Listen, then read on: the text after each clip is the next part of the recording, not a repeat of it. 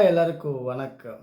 இந்த நாளிலும் கூட தேவனுடைய சட்டத்திலிருந்து பழைய சட்ட புத்தகம், பழைய ஏற்பாடு, ஏசாயா தீர்க்கதரிசி புஸ்தகம் 58வது அதிகாரம் 13, 14 தேவ சட்டத்தை வாசித்து தேவ ஆலோசனையும் தேவ திட்டத்தையும் நாம் அறிந்து கொள்ளுவோம். என் பரிசுத்த நாளாகிய ஓய்வு நாளிலே உனக்கு இஷ்டமானதை செய்யாதபடி உன் காலை விலக்கி உன் வழியின்படி நடவாமலும் உனக்கு இஷ்டமானதை செய்யாமலும் உன் சொந்த பேச்சு பேசாமல் இருந்து ஓய்வு நாளே மனமகிழ்ச்சி நாளென்று கர்த்தருடைய பரிசுத்த நாளென்று மகிமையுள்ள நாளென்று சொல்லி அதை மகிமையாய் எண்ணுவாயானால் அப்பொழுது கர்த்தர் மகிழ்ச்சியாயிருப்பாய். பூமியின் உயர்ந்த இடங்களில் உன்னை ஏறி இறக்க பண்ணி உன் தகப்பனாகிய யாக்கோபுடைய சுதந்திரத்தினால் உன்னை போஷிப்பேன். கர்த்தருடைய வாய் இதை சொல்லிற்று. கர்த்தருடைய வாய் சொன்னதான். ஆகவே ஓய்வு நாள், பரிசுத்த நாள், மன மகிழ்ச்சி நாள். இன்னைக்கு அவருடைய வாயிலிருந்து புறப்படும் ஒவ்வொரு வார்த்தையினாலும் மனுஷன் பிழைப்பான். எதுக்காக இந்த வார்த்தையை வாசிக்கணும், யோசிக்கணும், அறிக்கையிடணும் அப்படின்னா இதில் தான் எல்லா ஆசீர்வாதமும் உண்டு. எல்லா ஐஸ்வர்யமும், சுகமும், பலனும், நீண்ட ஆயுளும் தேவனுடைய வார்த்தையில்.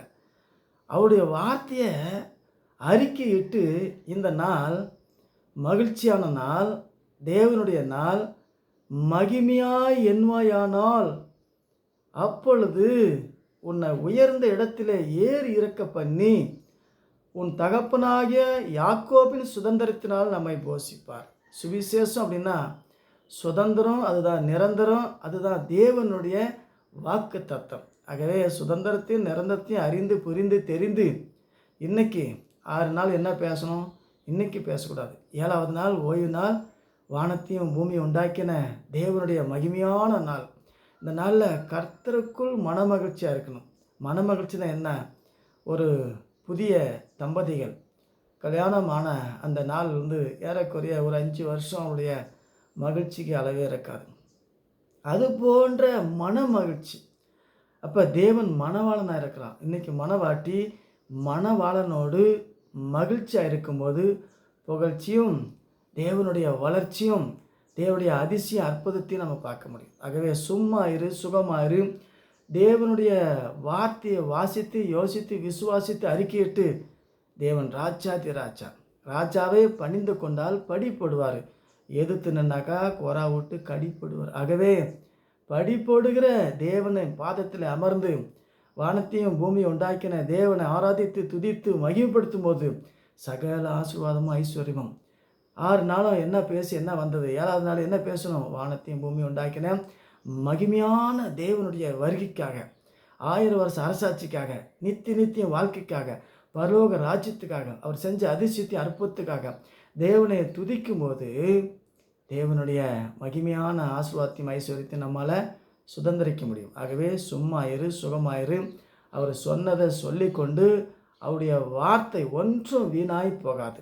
அவருடைய வாயிலிருந்து புறப்படும் வார்த்தை என்னத்துக்காக அனுப்பினாரோ அதை செய்து முடிக்கும் வரையும் வெறுமையாய் திரும்பாது. ஆகவே வெறுமையான வாழ்க்கையும் வறுமையான வாழ்க்கையும் மாற்றுகிற வளமான வாழ்க்கையை மாற்றுகிற நலமான சுகத்தையும் பலனை தருகிற ஒவ்வொரு வார்த்தையும் தேவனுடைய வார்த்தையை வாசிப்போம், யோசிப்போம், விசுவாசித்து இந்த நாள் மனமகிழ்ச்சி நாளாய் வானத்தையும் பூமி உண்டாக்கின தேவனுடைய பாதத்தில் அமர்ந்து, வானம் எனக்கு சிங்காசனம், பூமி எனக்கு பாதப்படி, அவருடைய பாதத்தில் அமரும்போது எல்லாம் நம்ம பாதத்துக்குள்ளே வரும். நம்முடைய கால் அடுக்கி தேவன் கொண்டு வந்து சகலத்தையும் நேர்த்தியாய் செம்மையாய் உயர்த்துவார்.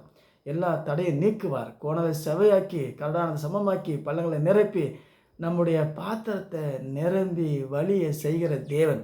ஆகவே ரெட்டிப்பான ஆசீர்வாதத்தை சுதந்திரிக்க நாள், ஓய்வு நாள், பரிசுத்த நாள், மனமகிழ்ச்சி நாள், சபை கூடியவர்கள் விட்டு விடாதபடி தேவனுடைய சபையை ஆசீர்வாதமாக ஐஸ்வர்யம் மாற்றுகிற தேவனுடைய நாள்.